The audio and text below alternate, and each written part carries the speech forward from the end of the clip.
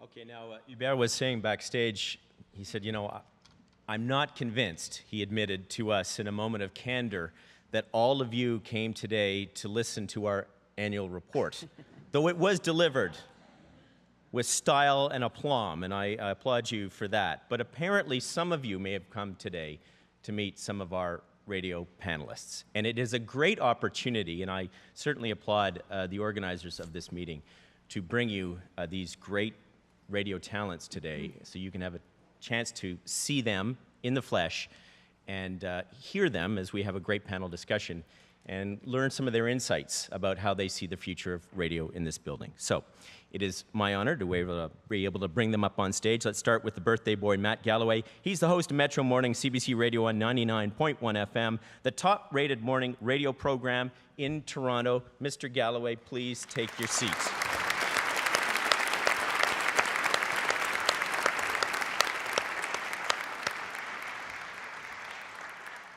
Rebecca McConnell, comme Hubert l'a mentionné déjà, mais ça vaut le coup de répéter un petit peu parce qu'elle a une feuille de route fort intéressante. Elle anime Circuit McConnell tous les jours de 8h30 à midi sur les ondes d'Espace Musique dans la région de Montréal. Elle collabore fréquemment aux émissions d'ici Radio-Canada Première et de CBC Radio. On a aussi pu la voir à Guide Resto Voir, Musicographie, Débat Musique Plus, C'est juste la TV.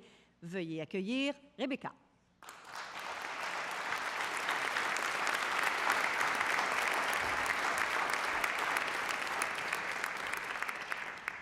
Did we mention you're supposed to turn off your phones? I think so. Something like that. I thought we did. Yeah, I thought we did. I heard that. Okay, now to the man who's caught every week in the comedy crossfire, Steve Patterson. You've heard him on The Debaters. Guy does a wonderful job on that program. Also stands up in front of crowds and delivers great comedy. Great to have you here with us today, Steve Patterson.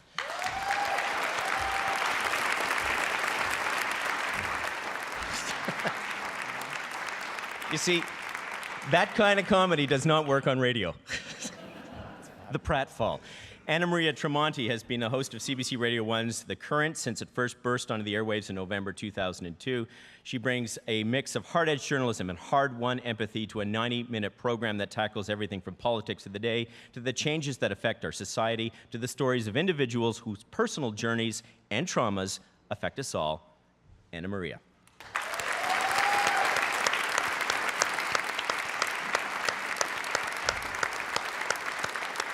Jean-Sébastien Bernatchez anime depuis cet automne l'heure du monde de 18h à 19h sur ici Radio-Canada Première et collabore à l'émission régionale dans le Grand Montréal. C'est pas trop tôt. Il animait auparavant Classe économique depuis l'automne 2009, alors veuillez accueillir Jean-Sébastien.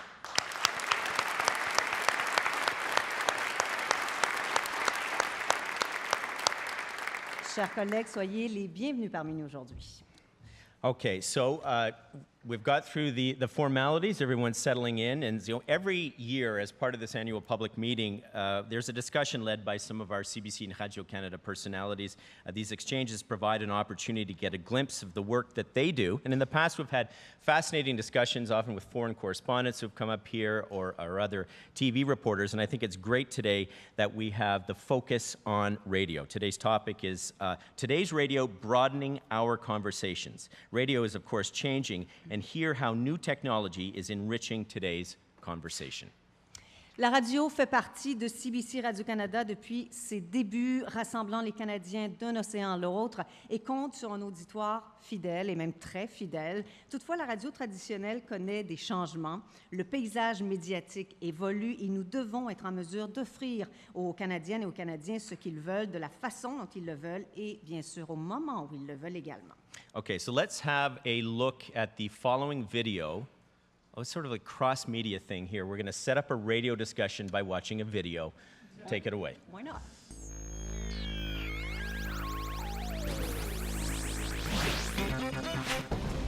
This is CBC Radio 1. Welcome to Cross Country Checkup. Works and Forks. Writers and Company. I'm Stuart McLean. This is the Vinyl Cafe. Hello, Canada. Ici Radio-Canada, Première. Énergie, curiosité, convivialité. Il va aussi y avoir la force de l'information du réseau de Radio-Canada. CBC Radio Canada has connected Canadians from coast to coast to coast for over 75 years. I'm Rex Murphy. This is Cross Country Checkup. Watch your greetings from St. I'm on a BlackBerry here. Canada lives here. Depuis plus de 75 ans, CBC Radio-Canada tisse des liens entre les Canadiens de tout le pays. CBC Radio 1, Et ici Radio-Canada Première. a strong presence in all regions that fosters the national conversation so we can get to know each other better. I'm Allison Smith. This is The World at 6. Good morning and welcome to The Current. I'm Anna Maria Tremonti. This is Metro Morning on CBC Radio 1. My name's Matt Galloway. What happens now in Syria? CBC Radio 2. I'm Rich Turfry, CBC Radio 2 Drive. And Espace Musique gives listeners a deeper music experience with a variety of music for every mood, from adult alternative to jazz and classical. Espace Musique et CBC Radio 2 offrent aux auditeurs une expérience musicale plus profonde, avec une variété de genres pour toutes les humeurs, de la musique alternative pour adultes au jazz, en passant par la musique classique.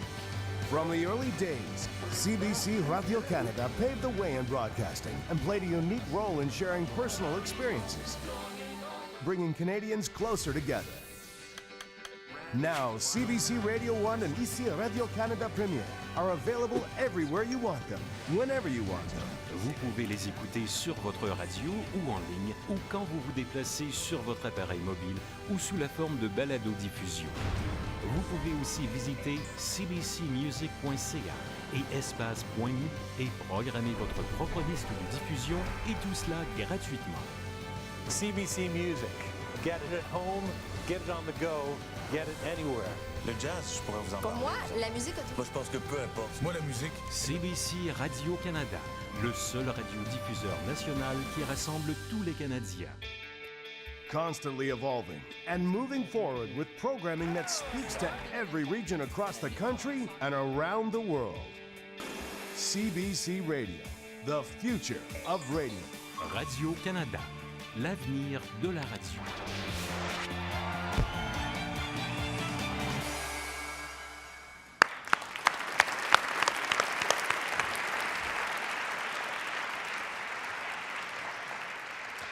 We've clearly got a lot to brag about. That's fantastic, and it's great to see. And certainly from an insider's perspective here at the CBC, I can tell you firsthand how CBC Radio and the resurgence of it. And Hubert was mentioning some of the numbers here, and the control that they have of so many markets has certainly been a point of pride for all of us working here at CBC, even if we work on the dark side like me in television.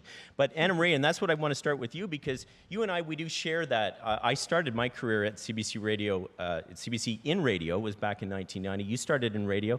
You went to the dark side with me on TV for a while. Now you're back to the light of radio. And as we look at the way that the radio is evolving and connecting with Canadians, how do you see the difference between radio and TV and the impact that it has on audiences? I think... not to take anything away from TV, radio, for me as trying to follow stories, radio allows me to move quickly. You can literally turn on a dime with radio. Radio, I think, it's an old medium that is new again. It's going through a renaissance, and we're all lucky to be part of it right now. And you can have a conversation. You talk about the cold medium of TV and the hot medium of radio. And so when people are listening to you and they're part of your program, they feel like they're part of it. And they're not stepping back and watching it, they're literally engulfed by the sound. And in a funny way, when you listen to radio, you see it, but you see it in your mind, and so it forces you into a level of creativity, even as you listen to a discussion and get taken somewhere. So it's a wonderful medium, and you will not die of hairspray lung in radio.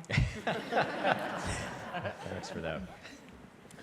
C'est intéressant, Anna Maria, qui dit c'est un vieux médium, mais qui est nouveau encore une fois ou une nouvelle fois, c'est vrai, et notamment parce qu'il y a toutes sortes de changements technologiques. Jean-Sébastien, est-ce que la radio se renouvelle? Quel est le futur de la radio? Est-ce qu'elle prospère dans ces nouvelles technologies et le nouveau paysage médiatique qui est le nôtre maintenant? C'est intéressant, le thème prospère. Est-ce qu'elle prospère, la radio? Parce que je couvre beaucoup l'actualité économique. Et vous savez, si notre assemblée aujourd'hui, c'était une assemblée annuelle d'actionnaires d'une radio commerciale, quand vous me demandez si elle prospère, Je chercherais à vous dire, est-ce qu'on fait un bénéfice net? Est-ce que notre radio rapporte des profits? Et ça nous ramène à l'essence même de la radio publique, qui est la radio de Radio-Canada, de Radio One à Espace Musique en passant par la première. La prospérité, la richesse de notre radio, à nous, elle se mesure par la richesse de nos programmes, par l'engagement des artisans qui la font, par la conversation qu'on réussit à établir entre ceux et celles qui nous écoutent. Et là, j'en reviens un peu à ce contexte dans lequel vous situez la question. Dans l'univers des nouvelles technologies, moi, je pense, and I don't know what you think of that, je pense, moi, que la conversation devient encore plus intéressante et plus dynamique avec les nouvelles technologies. Les réseaux sociaux nous permettent de discuter en direct, constamment avec nos auditeurs. La balado-diffusion, on en parlait dans la vidéo qu'on a montrée, elle permet ce que le magnétoscope permettait à la télévision depuis 30 ans, d'avoir accès à un contenu radio au moment que ça nous intéresse. Auparavant, si on ratait Classe économique ou l'heure du monde à 18 h, c'était fait, c'était final. On peut s'abonner à la balado maintenant, l'avoir sur son téléphone et l'écouter pendant qu'on roule, qu'on a une longue distance à faire sur l'autoroute, l'écouter dans le métro et tout ça. Donc, moi, je pense qu'elle prospère encore plus grâce aux nouvelles technologies, la radio. And I want to pick up on what Jean-Sébastien is saying with you, Matt. In television, we're looking over at what's happening on the internet as it's a huge threat to what we do. People are turning towards YouTube to get their information rather than turning to a nightly newscast. In the print medium, of course, they're seeing the same thing. The newspapers, losing their audiences to what's happening online.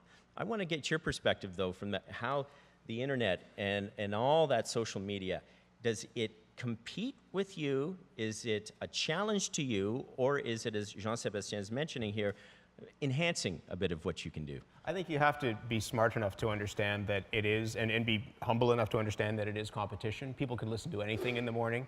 That they choose to listen to a program that I host is humbling and extraordinary and overwhelming. But it's one thing that they could listen to. They could listen to a number of radio stations. They could listen to the podcasts you were talking about. They could listen to satellite radio. They could listen to nothing at all.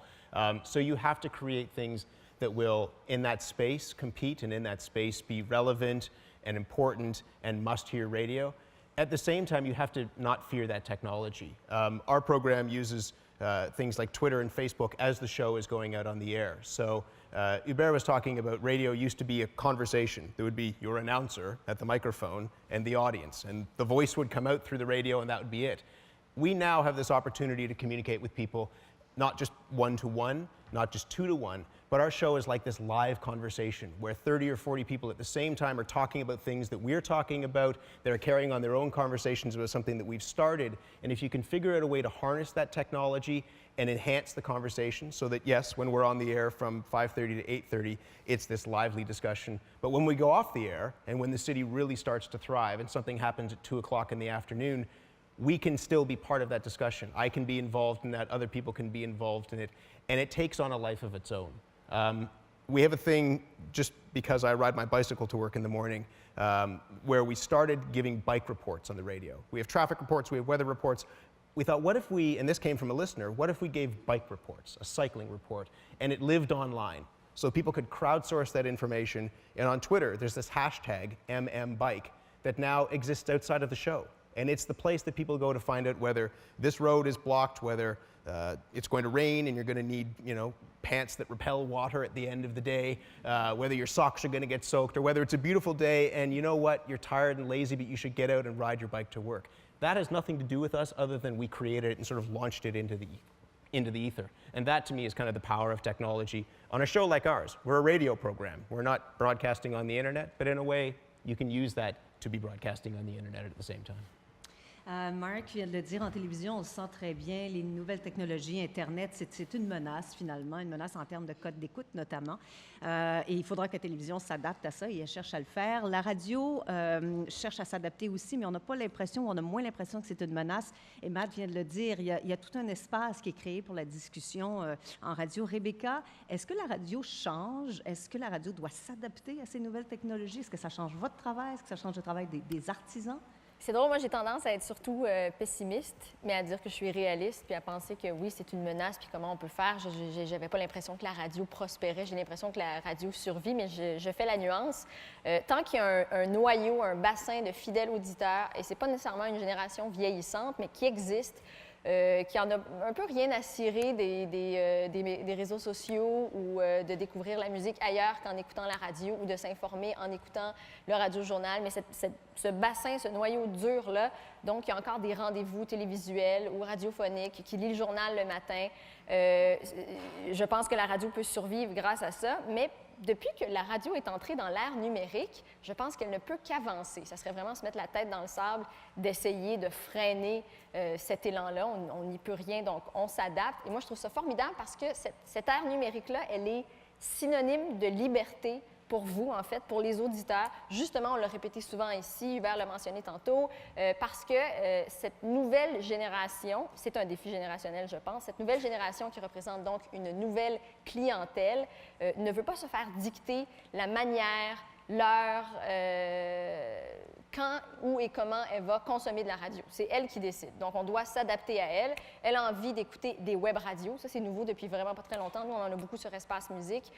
Si au contraire, ils veulent juste un mélange de musique, de chansons par thème, sans contenu parlé, ça, c'est disponible. Le fait que la radio, maintenant, est diffusée également sur Internet, moi, ça fait que je reçois des courriels, des tweets aussi de gens qui m'écoutent en Argentine, de gens qui m'écoutent à Sudbury, des gens qui m'écoutent en Europe. Ça me surprend toujours d'avoir des courriels d'ailleurs. Mais je me dis, ah oui, c'est vrai, c'est plus la radio terrestre. C'est pas obligé d'être à Montréal, même si mon émission est diffusée exclusivement dans la grande région de Montréal. Donc, tout ça, tout ce qui leur permet aussi de s'identifier, parce que on l'a dit, c'est un radio de proximité, you called it the hot medium. On peut s'identifier aussi avec les blogs, avec les podcasts, avec les web radios. Et pour moi, les réseaux sociaux, c'est vraiment ce qu'ils ont. Moi, je suis arrivée à Radio-Canada à peu près en 2008. Je me suis, je pense, inscrite sur Twitter en 2009. Et depuis ce temps-là, j'ai 25 000 abonnés. Moi, je trouve ça pas pire. Je suis à peu près 700 comptes. Et les réseaux sociaux, comme le disait Matt, on peut faire comme s'ils n'existaient pas. Mais pour moi, c'est vraiment complémentaire à mon travail. Pas juste à mon travail d'animatrice radio, mais vraiment mon travail de journaliste, d'animatrice. Moi, je l'utilise vraiment comme un fil de nouvelles. J'ai choisi... Personally, I don't follow TMZ. I don't care if you do, c'est le fun pour vous. Mais pour moi, je m'abonne au Parisien, au Monde, à l'Express, peu importe, au Washington Post, à CBC Music, à des gens qui m'intéressent, des acteurs, des comédiens, des politiciens. Et le matin, quand j'arrive en onde à 8h30, je regarde mon fil Twitter et je prends, je dirais, la moitié de mon contenu, de ce que je vais vous raconter sur Twitter. Mais le contenu, je pense que c'est ce qui restera toujours roi. Peu importe ce qui se passe avec les nouvelles technologies, c'est vraiment... ça revient un peu au talent de la personne qui est devant le micro, qui a le privilège d'être devant le micro et qui a quelque chose à dire, à raconter, et le talent de le communiquer aussi. That's my 2 cents. Okay, she's got a follow-up question. She's butting in line to me, but allez-y. Okay. C'est intéressant parce qu'on parle beaucoup de la radio numérique, des nouvelles technologies, d'Internet, comme si tout ça était nouveau. C'est pas exactement nouveau. Et Rebecca, vous le disiez, il y a encore une partie de la population qui lit le journal et qui écoute les émissions à l'heure où les émissions sont diffusées. Et c'est très bien comme ça. Mais est-ce qu'on sait donc qui est le public cible maintenant de cette nouvelle façon de faire? Les gens qui suivent les réseaux sociaux, les gens qui écoutent les émissions davantage sur balado-diffusion, ils ont quel âge? Ils viennent d'où? Qui sont-ils? Est-ce que vous avez du feedback là-dessus? Est-ce que vous savez qui ils sont? Qui veut répondre? Non. Moi, je ne sais pas. Je sais que nos patrons, il y a des gens dans la boîte qui regardent ça. Ils font des études de marché. Mais je vais employer un véritable cliché là, en radio. Mais quand je parle à la radio, moi, je parle à une seule personne. Mm-hmm. Et j'espère que les gens qui nous écoutent ont l'impression que je ne parle qu'à eux, personnellement, un peu comme s'ils avaient décroché le téléphone quand ça a sonné. Et « Allô, j'ai une histoire à te raconter. » Parce que j'entends énormément de versions contradictoires. Moi, j'entends dire que les jeunes, en réalité, ne sont pas sur Twitter. Que Twitter, en réalité, c'est les attachés politiques, des attachés de presse, des journalistes, des news junkies qui sont là-dessus. Moi, c'est ce que j'entends. Les jeunes vont sur Facebook. Ils vont sur Facebook pas pour s'abonner à la page d'une émission de radio. Ils vont sur Facebook pour se parler entre amis, pour avoir du fun entre eux. Alors, je sais qu'on a des pages Facebook qui prospèrent. L'émission du matin, l'émission d'après-midi à Montréal, ici Radio-Canada Première, ont énormément d'abonnés. Les comptes Twitter aussi. Écoutez, on a des animateurs, des personnalités qui ont 60 000, 80 000 abonnés Twitter. Je suis loin de ça encore. Alors, je ne le sais pas, mais je suis d'accord avec ce que Matt disait, qu'il y a une compétition, et avec ce que Rebecca disait. Remarquez que moi, je vous dirais que Rebecca, qui se voulait très pessimiste au début de son intervention, en réalité, nous a démontré par tout ce qu'elle nous a dit qu'au fond, elle est optimiste. Dans le fond, ça va pas si mal que ça, moi, quand je l'écoute. Mais moi, c'est pire. Mon émission, là, elle est à 6 heures de l'après-midi, en même temps que The World at 6 on Radio 1.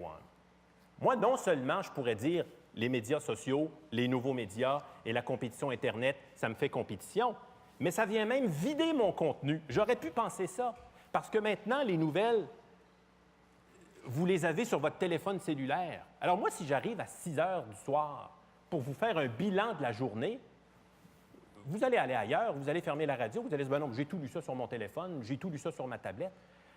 On doit ajouter maintenant, donner un sens à ces nouvelles qu'on peut lire sur un téléphone, leur donner un sens, les mettre en contexte en racontant des histoires et en faisant entendre les voix des gens qui se retrouvent dans ces histoires-là sur papier ou sur un écran électronique.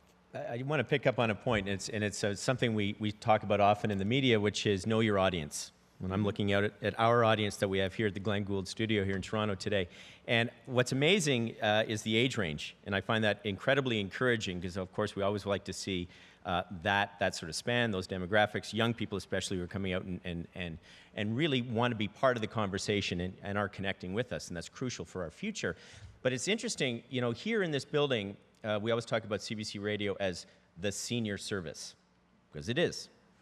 But that can go the wrong way, and you can understand how that can sort of be twisted to say it was just for seniors. And certainly what we're hearing up here, that's not the case. But Steve, I want to ask you that there does seem to be this notion of nostalgia about radio, that I don't see the same thing for TV. And I wonder how much you, as much as there are these new technologies that we're talking about, how you have to know your audience and respect the fact that there is that nostalgia for radio that I don't think exists in TV.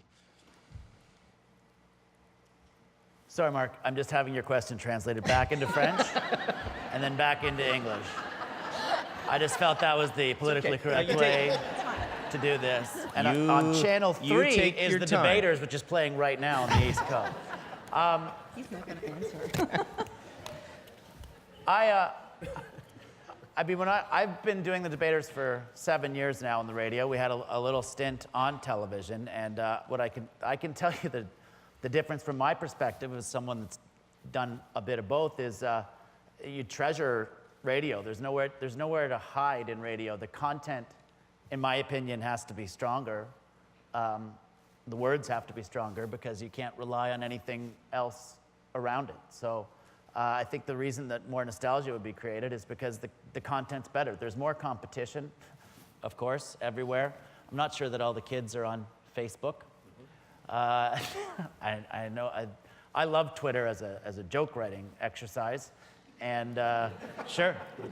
And we get feedback all the time from people, and we're a show that airs weekly but tapes not weekly. And Hubert's been kind enough to come out to a lot of tapings.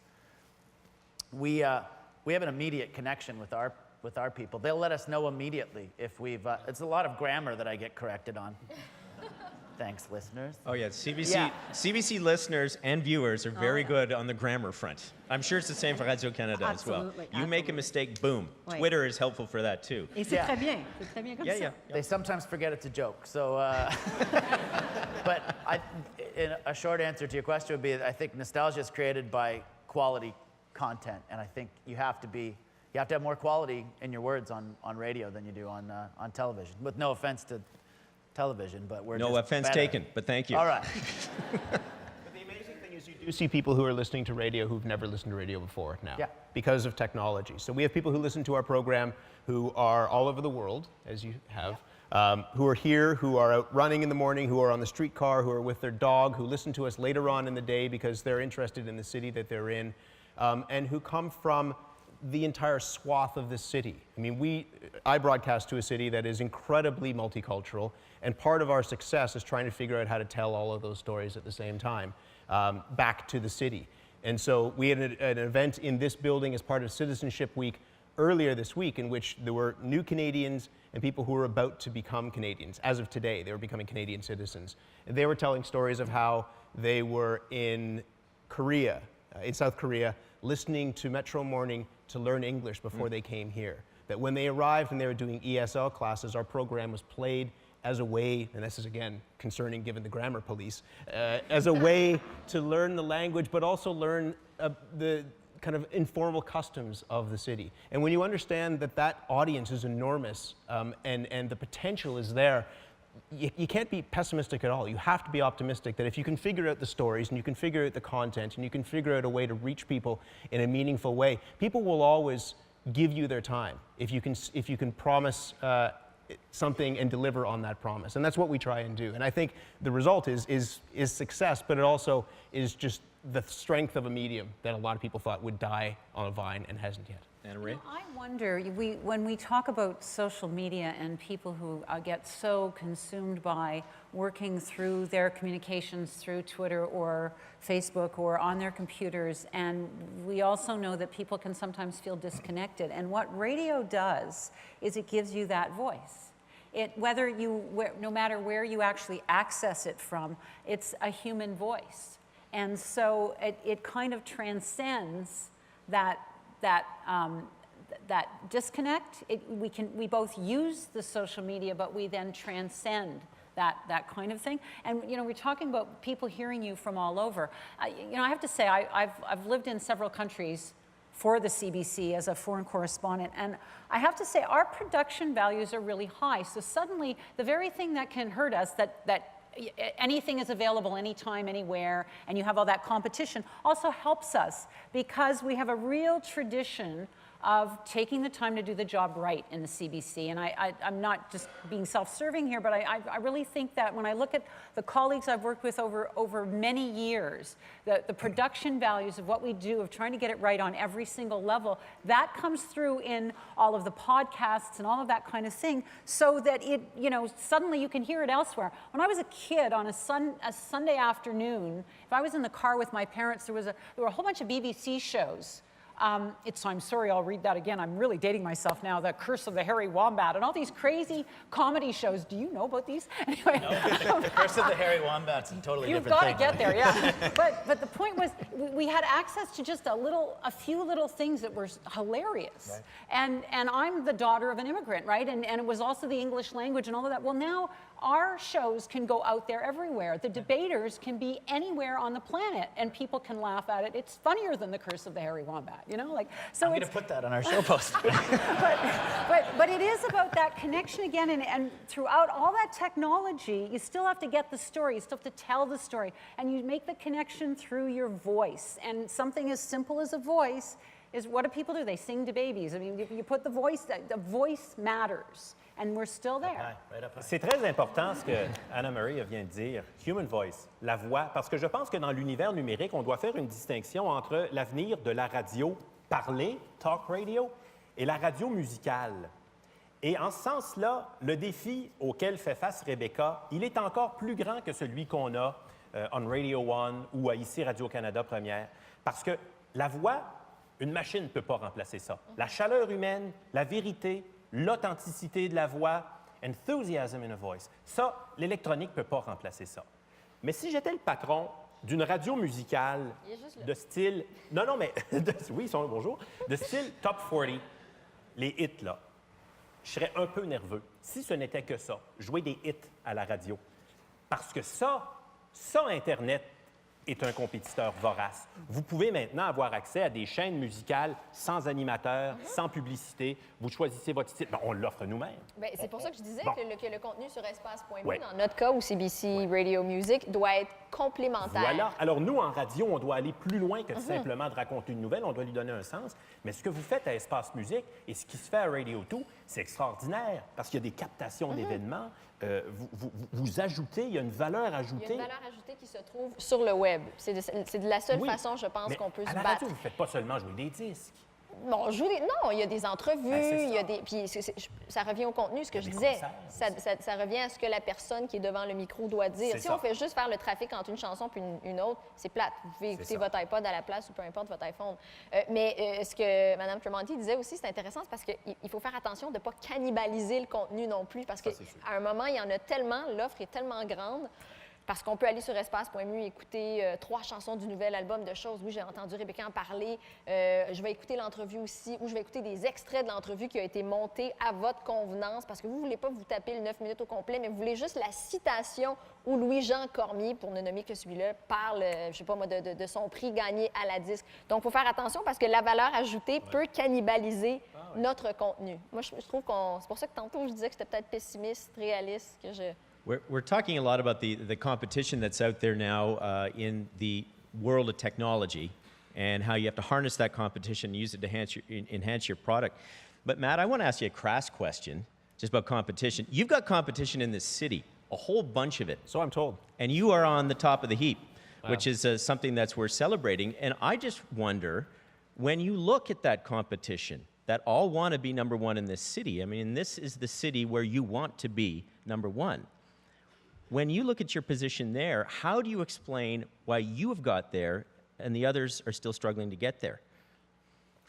It's a good question. I think one of the things that we do really well is something that I was just talking about, which is actually, and there's a tagline that's on some of the promos that we have, which is sounding like the city. It sounds obvious, but it's true. That in this city, if you, particularly if you're the public broadcaster, but if you're any broadcaster, if you can be on the subway or the streetcar and you see the United Nations there and you don't see that represented in what you're broadcasting, then if you're the public broadcaster, you should be out of business, I think. If you are a private broadcaster, you need to worry about who your audience is. We represent the public, and the public is this huge, as I said, this huge swath. And so what we, through a lot of work, and very deliberate work in terms of hiring, but also in terms of the story choices from the meetings that I was at this morning about what's going to be on the program in the days and weeks ahead, to the people that we have on, not the usual suspects in terms of guests, we really try and go out of our way to reflect what the city sounds like now. Not what the city sounded like 5 years ago, or 10 years ago, or 15 years ago, but what it sounds like now. And the best possible compliment is that you hear back from people who say, I was in a taxi with a driver during the Arab Spring. We were talking a lot about Egypt. And he said, I would have never thought that the CBC would talk about Egypt, that this is my story, but it's actually your story and it's our story. And that means a lot because it makes the we, in terms of what we are trying to do, much more inclusive. So we work really hard at trying to do that. We're lucky in that we're a commercial-free service. We're not selling you soap. We're not going to give you a plane ticket to Mexico. We're not going to try and drive you to a certain advertiser.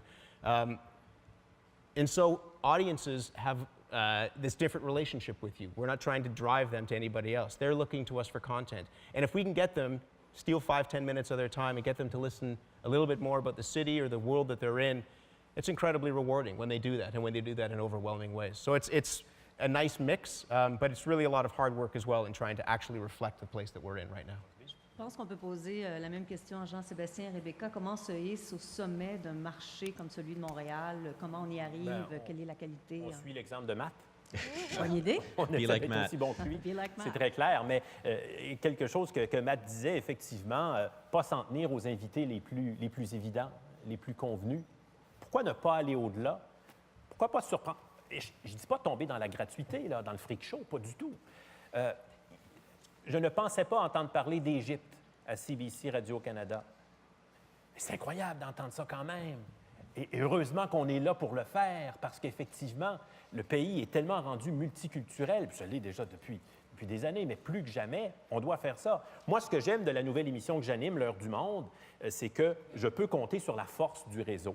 Alors, depuis le début de la saison déjà, on va dans toutes les communautés au pays, de la plus petite à la plus grosse. Si vous saviez les histoires qui sortent de là, c'est incroyable. C'est incroyable. On se fait surprendre. On apprend parfois que ce qui se vit à Montréal, bien, ça se vit à plus petite échelle peut-être, mais dans une ville comme Lloydminster, entre l'Alberta et la Saskatchewan, que Toronto a des problèmes qui peuvent se comparer à, bien sûr, ce qui se vit à Vancouver, mais aussi à Montréal. On va dans les dans les communautés culturelles, puis un jour, on dira même plus ça, cette expression-là, communauté culturelle. Hein? On va dire tout simplement, on va dans la population. Et puis, ben voilà, Rebecca, toi, qu'est-ce que tu en penses? C'est drôle parce que moi, je me disais que ça, c'est un atout aussi du diffuseur public, c'est qu'on est vraiment diffusé d'un océan à l'autre, from coast to coast. Je veux dire, c'est une richesse.